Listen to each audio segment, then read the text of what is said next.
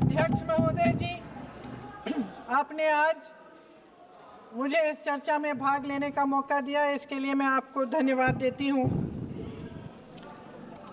आज जिस विषय पे हम चर्चा कर रहे हैं वह केवल एक विषय नहीं है, भारत की आत्मा का एक हिस्सा है।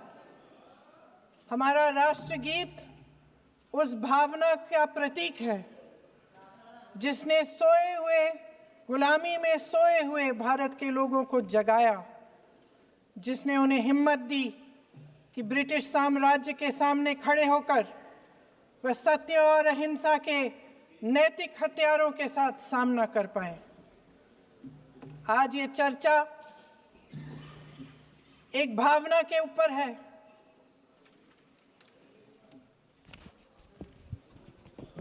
और जब हम वंदे मातरम का नाम लेते हैं तो वही भावना हमारे दिल में उजागर होती है।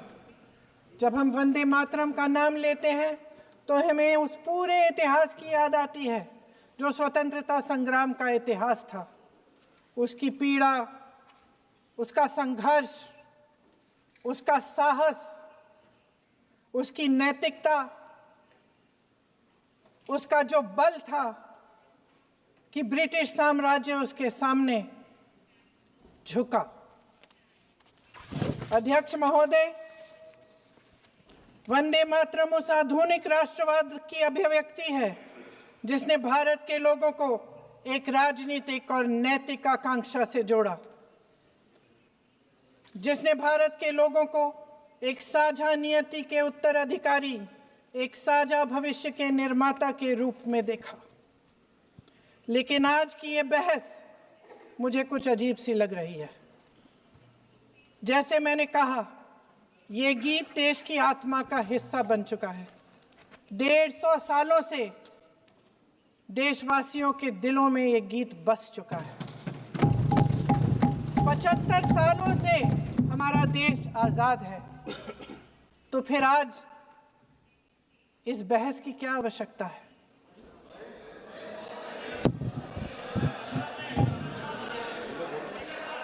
हमारा यहाँ मकसद क्या है? जनता से हमें दिया गया दायित्व, जनता का विश्वास, उनके प्रति हमारी जिम्मेदारी, हम किस तरह से इसका इस्तेमाल कर रहे हैं, हमें ये सोचना चाहिए। क्योंकि अब इस मोड़ पर हम इस सदन में अपने राष्ट्रगीत पर भी बहस करेंगे। आपने बहस मांगी है, आपने बहस मांगी है। आप तो इलेक्टोरल रिफॉर्म्स की बहस नहीं मांग रहे थे कि जब तक हम इस पर बहस नहीं करेंगे तब तक उस पर बहस नहीं होगी।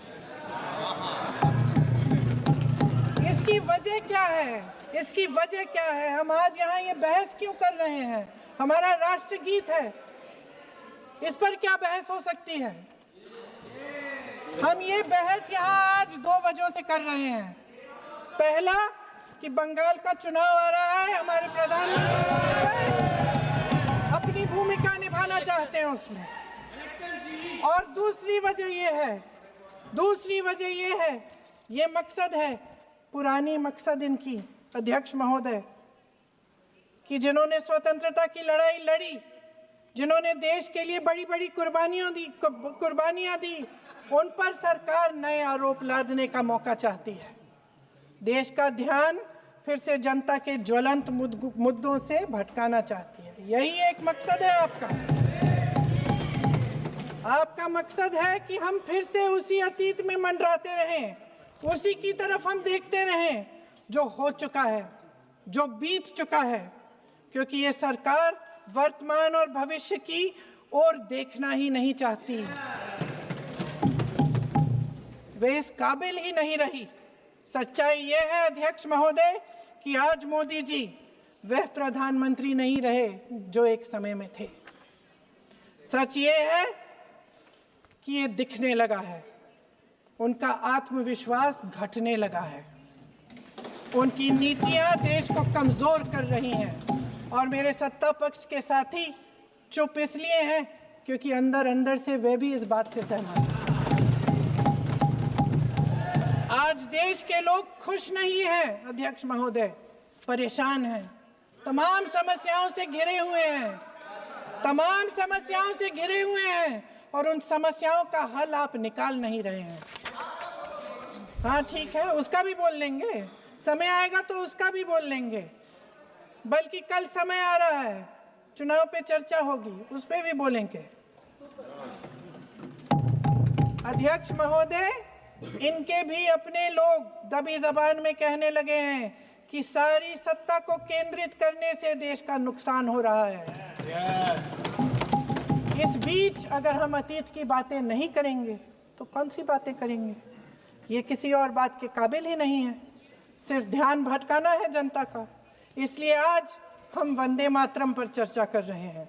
वंदे मातरम देश के कण कण में जीवित है, इस पर बहस नहीं हो सकती। लेकिन चलिए, आपने बहस मांगी, आप बहस करना चाहते हैं, बहस करते हैं। आज इस चर्चा को प्रधानमंत्री जी ने शुरू किया, उन्होंने भाषण दिया और इसको कहने में कोई झिझक नहीं है कि भाषण अच्छा देते हैं, थोड़ा सा लंबा, लेकिन भाषण अच्छा देते हैं। सिर्फ एक कमजोरी है, अगर आप इजाजत दें तो मैं बोलूं, एक कमजोरी है। हाँ, उसी पे बोल रहे हैं, वंदे मातरम पे बोलो आप। अब सर मैंने तारीफ कर ली, तो थोड़ा और विषय वंदे मातरम का है तो हम वंदे मातरम पर ही रखें, ठीक रहेगा सर। ये वंदे मातरम पे ही है सर। आपने प्रधानमंत्री जी तक सुना था, अब तो शुरू नहीं हुए। सर भाषण बहुत अच्छा देते हैं, लेकिन तथ्यों के मामले में कमजोर पड़ जाते हैं, बहुत कमजोर। इसमें भी एक कला होती है कि तथ्यों को किस तरह से जनता के सामने रखा जाए। मैं तो नहीं हूं, जनता की प्रतिनिधि हूं, कलाकार तो नहीं हूं। इसीलिए मैं भी सदन के सामने कुछ तथ्य रखना चाहती हूं, लेकिन सिर्फ तथ्य के रूप में रखना चाहती हूं।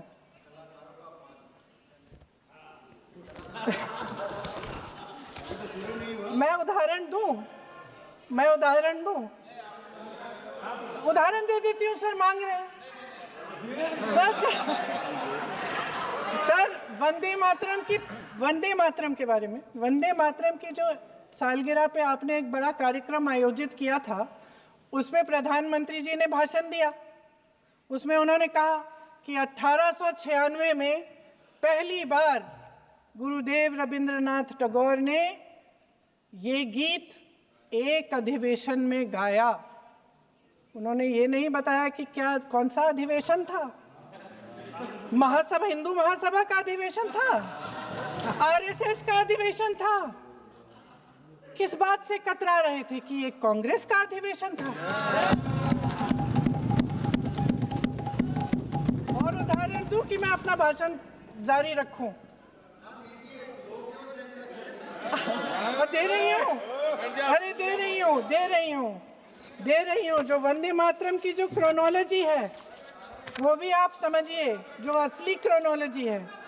1875 में महाकवि बंकिम चंद्र चट्टोपाध्याय ने इस गीत के पहले दो अंतरे लिखे, जो आज हमारे राष्ट्रगीत घोषित हुए हैं, मतलब जो घोषित हुए थे और जिसको हम आज अपना राष्ट्रगीत कहलाते हैं। ये पहले दो अंतरे लिखे। 1882 में 7 साल बाद उनका एक उपन्यास प्रकाशित हुआ, आनंद मठ। उस उपन्यास में यही कविता उन्होंने प्रकाशित की, लेकिन इसमें 4 अंतरे जोड़ दिए। 1896 में कांग्रेस के अधिवेशन में गुरुदेव रविंद्रनाथ टैगोर ने पहली बार ये गीत गाया। 1905 में बंगाल के विभाजन के खिलाफ आंदोलन के समय वंदे मातरम जनता की एकता की गुहार बनकर गली गली से उठा। गुरुदेव रविंद्रनाथ टैगोर जैसे महान स्वतंत्रता सेनानी इस गीत को खुद गाते हुए बंगाल की सड़कों पर उतरे। विद्यार्थियों से लेकर किसानों तक, व्यापारियों से लेकर वकीलों तक, हर कोई ये गीत गाने लगा। इस गीत की शक्ति को समझिए। ब्रिटिश साम्राज्य इसको सुनकर कांपता था और हमारे देशवासी इसको सुनकर वे मन बनाते थे, वे हिम्मत बनाते थे कि इस भयंकर साम्राज्य के खिलाफ सत्य और अहिंसा के नैतिक हथियारों को लेकर शहीद होने की तैयारी करते थे। ये गीत मातृभूमि के लिए मर मिटने की भावना को जगाता है। इस गीत की शक्ति ये है, इस गीत का हमारे देश से जुड़ाव ये है। लेकिन 1930 के दशक में हमारे देश में जब सांप्रदायिक राजनीति उभरी, तब ये गीत विवादित होने लगा। 1937 में, अब ये मैं दूसरा उदाहरण देने वाली हूँ क्योंकि प्रधानमंत्री जी ने अपने भाषण में इसका उल्लेख किया और गलत किया, इसीलिए मैं इसके जो सच्चे जो तथ्य हैं वो आपके सामने रख रही हूँ। 1937 में नेताजी सुभाष चंद्र बोस कांग्रेस का अधिवेशन कलकत्ता में होने जा रहा था, उसका आयोजन कर रहे थे। तो जो मोदी जी ने पत्र सुनाया सदन में 20 अक्टूबर का और कहा कि जवाहरलाल नेहरू जी ने नेताजी को ये चिट्ठी लिखी और ये कहा कि इस पर चर्चा होनी चाहिए, उससे पहले 3 दिन पहले नेताजी सुभाष चंद्र बोस ने पंडित जवाहरलाल नेहरू को एक चिट्ठी लिखी थी जिसका जिक्र आपके प्रधानमंत्री ने नहीं किया। और इस चिट्ठी में सुन लीजिएगा,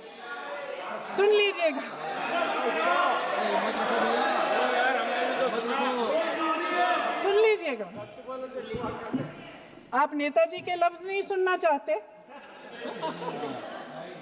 बंगाल का चुनाव आ रहा है।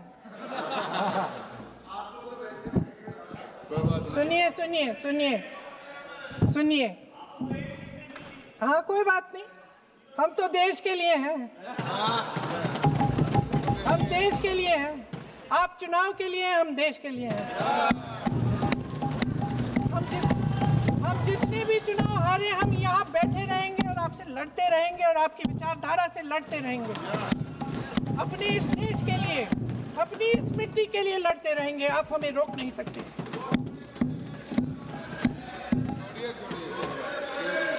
सुन लीजिए सुभाष चंद्र बोस जी ने क्या कहा, सुन लीजिए। My dear Jawahar, reference Vande Mataram. We shall have a talk in Calcutta and also discuss the question in the working committee if you bring it up there.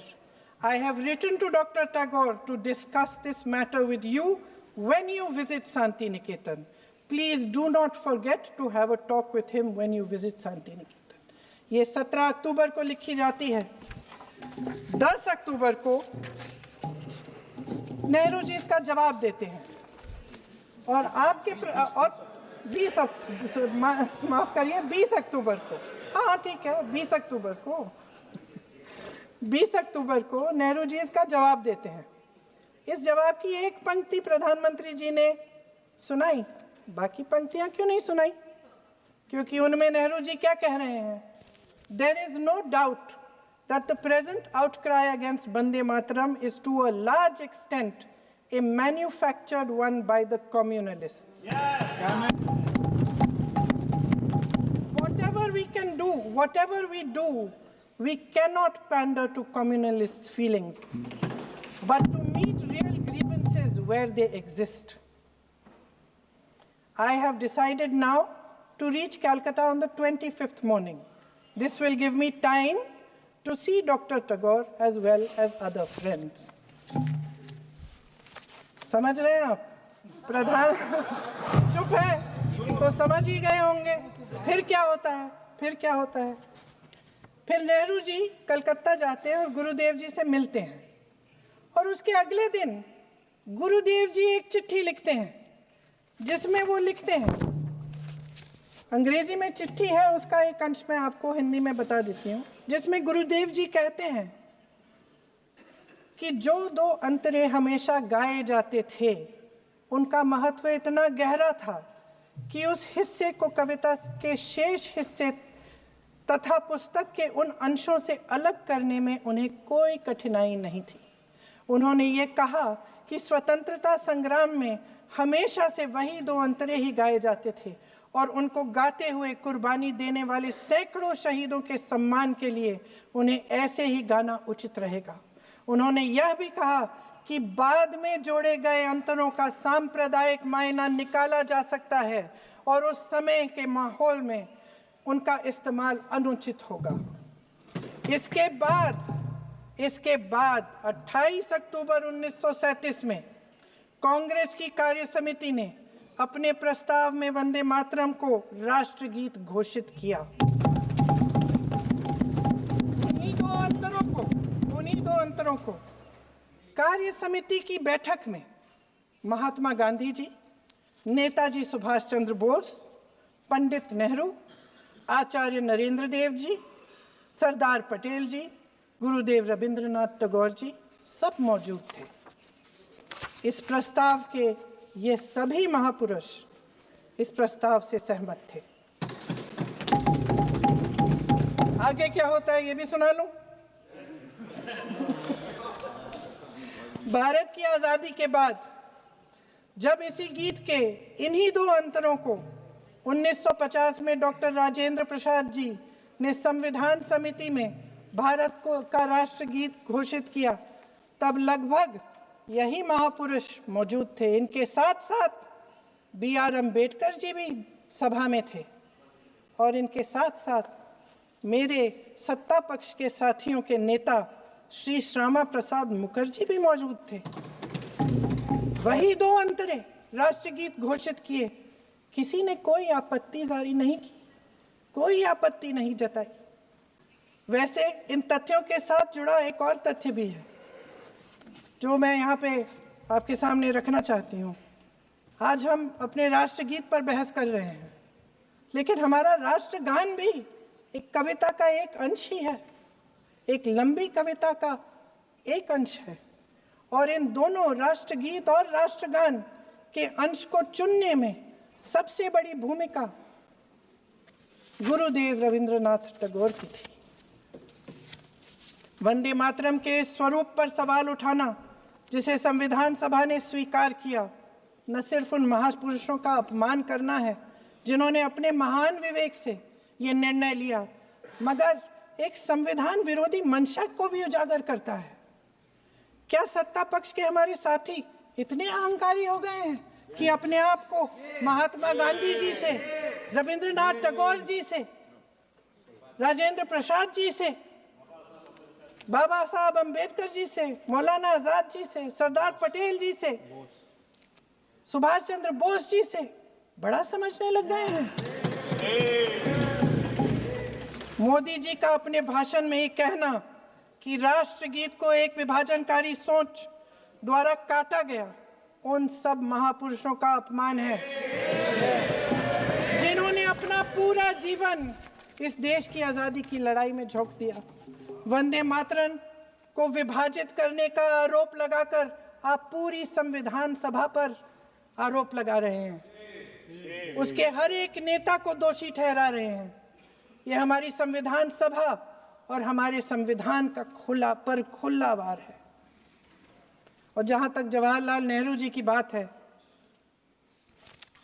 जितनी देर हमारे प्रधानमंत्री देश के प्रधानमंत्री रहे हैं, 12 साल हो गए हैं, लगभग उतने ही सालों के लिए जवाहरलाल नेहरू जी जेल में रहे। किस लिए? इस देश की आज़ादी के लिए। उसके बाद 17 साल के लिए प्रधानमंत्री रहे। आप बड़ी आलोचना करते हैं इनकी, लेकिन अगर इन्होंने इसरो नहीं बनाया होता तो आज आपका मंगलयान नहीं होता। अगर DRDO नहीं बनाया होता तो तेजस नहीं बनता। अगर IIT और IIM नहीं बनाए होते तो हम आज IT में आगे नहीं होते। अगर एम्स नहीं बनाया होता तो हम कोरोना की जब बड़ी चुनौती का सामना कैसे करते? हाँ, वही कुछ भी। इसका मतलब है इस मुद्दे का जवाब नहीं है आपके पास। अगर इन्होंने BHEL, गेल, सेल, भाखड़ा नंगल ये सब नहीं बनाया होता जो आप सब बेच रहे हैं, तो ये विकसित भारत कैसे बनता? और मत बताइए बाकी। पंडित जवाहरलाल नेहरू इस देश के लिए जिए, सुन लीजिए, बेच लो यार, और बाकी भी बेच देंगे जी। पंडित जवाहरलाल नेहरू इस देश के लिए जिए और देश की सेवा करते करते उन्होंने दम तोड़ा। फिर भी सुन लीजिए, मेरी एक सलाह ले लीजिए, मेरी एक सलाह ले लीजिए। सर मैं आपको आपके माध्यम से सलाह दे रहे हैं, हम छोड़ना नहीं। सर मैं आपके माध्यम से एक सलाह दे देती हूँ। हमारे प्रधानमंत्री महोदय 12 सालों से इस सदन में हैं, मैं मात्र 12 महीनों से हूँ। फिर भी छोटी सी सलाह है। उन्होंने अभी हाल ही में चुनाव था, कुछ महीनों पहले उन्होंने एक सूची निकाली थी कि विपक्षी दलों ने और विपक्ष के नेताओं ने कितने अपमान किए हैं इनके, और उसमें शायद 90-99 ऐसे उन्होंने अपमानों की सूची बनाई थी। तो मैं उनको एक छोटी सलाह देना चाहती हूँ कि नेहरू जी से जितनी भी शिकायतें हैं, जितनी भी गलतियाँ उन्होंने की आपके जहन में, जितनी भी गालियाँ देनी है, जितना भी अपमान करना है, उसकी भी एक सूची बना दीजिए। नहीं, बात खत्म नहीं है। 999 अपमान, 9,999 अपमान, सूची बना दीजिए और फिर हम एक समय निर्धारित करते हैं। जैसे हमने 10 घंटे आज वंदे मातरम पर हमने बहस किया है ना, उस तरह से हम अध्यक्ष महोदय जी से पूछेंगे, एक समय निर्धारित करेंगे, 10 घंटे, 20 घंटे, 40 घंटे, जितने घंटों में आपकी ये शिकायत पूरी हो जाए, माननीय सदस्य आप तो आप शांत हो जाएं और हम बहस कर लेंगे। लेकिन इस सदन का कीमती समय, जिसके लिए हमें यहाँ पे जनता ने भेजा है, जैसे हमें जनता की समस्याओं को हल करने के लिए चर्चा करनी चाहिए, इस्तेमाल करना चाहिए, उसको एसी के लिए इस्तेमाल करिए। उसके बाद जैसे अंग्रेजी में कहते हैं ना, जैसे अंग्रेजी में कहते हैं कि once and for all let's close the chapter, close कर लीजिए। देश सुन लेगा क्या क्या शिकायतें हैं, किसने क्या किया, इंदिरा जी ने क्या किया, राजीव जी ने क्या किया, परिवारवाद क्या होता है, नेहरू जी ने कौन सी गलतियां की, सुना लीजिए, फिर खत्म। उसके बाद बेरोजगारी, महंगाई, महिलाओं की समस्याएं, जो पीएमओ में हो रहा है उसकी बातें, उसकी चर्चा, जो बेटिंग ऐप के बारे में हो रहा है पीएमओ के अंदर, आप माननीय सदस्य प्लीज, जो एफस्टीन फाइलों में बोले आपके मंत्री महोदय के नाम निकल आए हैं, माननीय उसकी चर्चा करेंगे। आप वंदे मातरम में बोले, आप इधर उधर डाइवर्ट मत हो।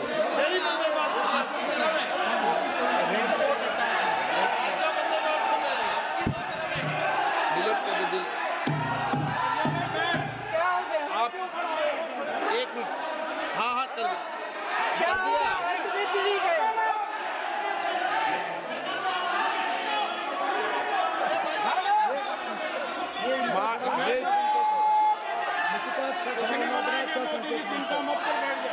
बहुत बढ़िया। माननीय आगे सदस्य, 1 मिनट, माननीय सदस्य, आगे बढ़ो आप महोदय, आगे वंदे बढ़ो। मातरम पर सार्थक चर्चा करें। ठीक सर, इधर उधर सर, बात डाइवर्ट मत यही हो। थी सर, संक्षिप्त में बात यही थी कोई डाइवर्ट नहीं कि होना हम चाहिए अतीत अपन में को। बातें करते रहते हैं। माननीय सदस्य नहीं, आप बिना तथ्यों के कोई बात नहीं करें। आप वंदे मातरम पे बोले उचित रहेगा।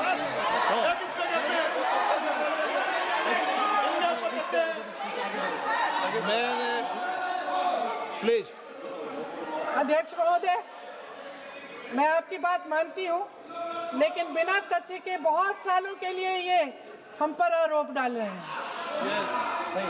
हम चुपचाप सुनते हैं, इनको भी थोड़ी सी संतुलन होनी चाहिए, सुनने की थोड़ी सी हिम्मत होनी चाहिए। ये राजनीति है, हम बोलेंगे, आप वंदे मातरम बोलें।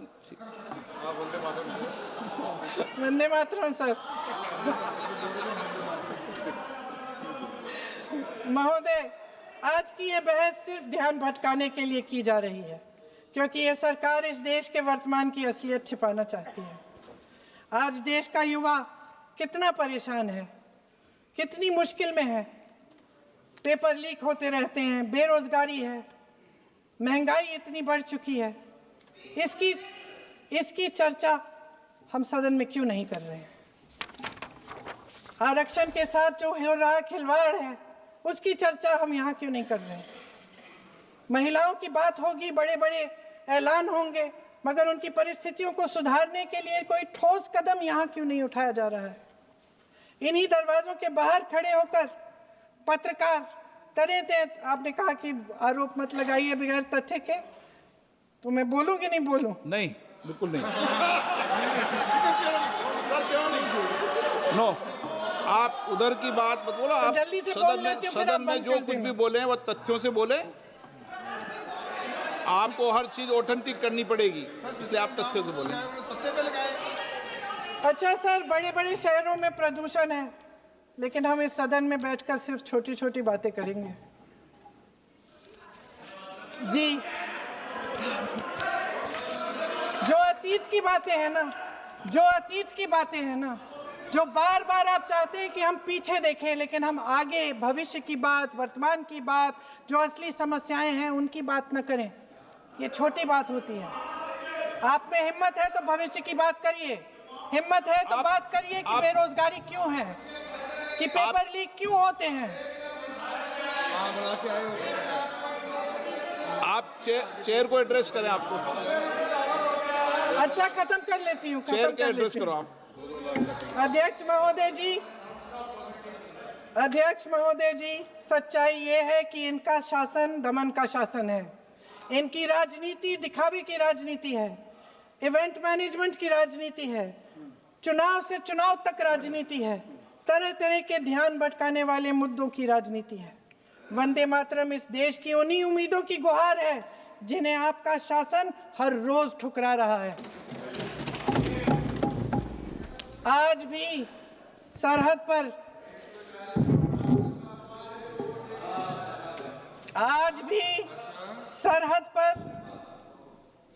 पर जवान जब दुश्मन का सामना करता है तो उसकी छाती में वंदे मातरम गूंजता है। आज भी जब हमारा खिलाड़ी अंतर्राष्ट्रीय खेलों में जाता है तो उसके दिल की धड़कन में वंदे मातरम होता है। आज भी इस देश के करोड़ों देशवासी जब अपने राष्ट्र ध्वज को फहराते हुए देखते हैं तो उनकी जबान पर वंदे मातरम, वंदे मातरम, वंदे मातरम आता है। कांग्रेस के हर एक अधिवेशन में 1905 से लेकर आज तक सामूहिक तौर पर वंदे मातरम गाया जाता है। आपके अधिवेशनों में गाया जाता है कि नहीं, ये बताइए।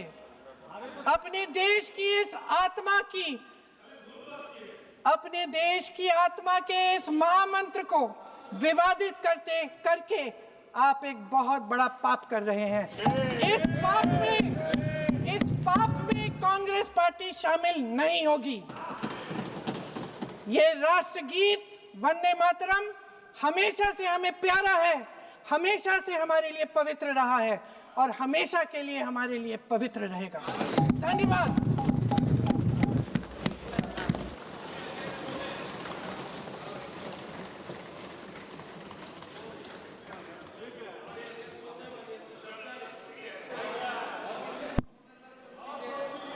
माननीय अध्यक्ष महोदय, माननीय सदस्य ने अपना वक्तव्य देते हुए अभी ये कहा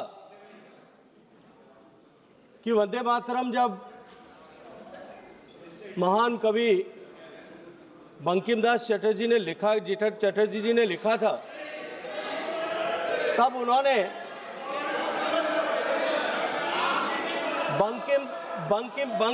बंकिम चट्टोपाध्याय जी ने लिखा था, जब इन्होंने बंकिम बाबू ने जब वंदे मातरम लिखा, तब उन्होंने 2 टुकड़ों में उसको अलग अलग जगह पर लिखा था। उन्होंने ये कहा कि 1875 में उन्होंने केवल 2 स्टैंजा लिखे थे और बाद में 1882 में 7 साल बाद में उन्होंने उसके बचे हुए 5 स्टैंजा जो है उसके बाद में लिखे थे। मेरा अनुरोध सिर्फ समय इतना बोल आपके सकते हैं माध्यम से ये है प्लीज। कि वे वो जवाब नहीं दे रहे, इसको ऑथेंटिकेट करें कि वो ये सूचना उनको कहां से मिली भाजपा है, का समय है और बोल सकते हैं। क्योंकि बंकिम गवेषणा केंद्र नौहाटी जो है, जो बंकिम बाबू की जन्मस्थली पर बना हुआ गवेषणा केंद्र एक इन्वेस्टिगेशन सेंटर है जो शोध केंद्र के रूप में काम कर रहा है। वो ये कहता है कि बंकिम बाबू ने पूरा वंदे मातरम एक बार एक ही साथ में लिखा था। इसको माननीय सदस्य ने जो अपने वक्तव्य यहाँ दिया है उसको वो ऑथेंटिकेट करें कि ये सूचना उनको कहां से मिली है, ताकि ये सूचना करेक्ट की जा सके। अभय कुमार सिन्हा।